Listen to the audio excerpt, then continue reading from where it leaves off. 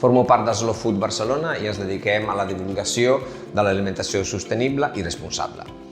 I esperem que per fi arribin els resultats reals, que arribi el discurs de l'alimentació sostenible, saludable i responsable a tot arreu, a tots els ciutadans i ciutadanes.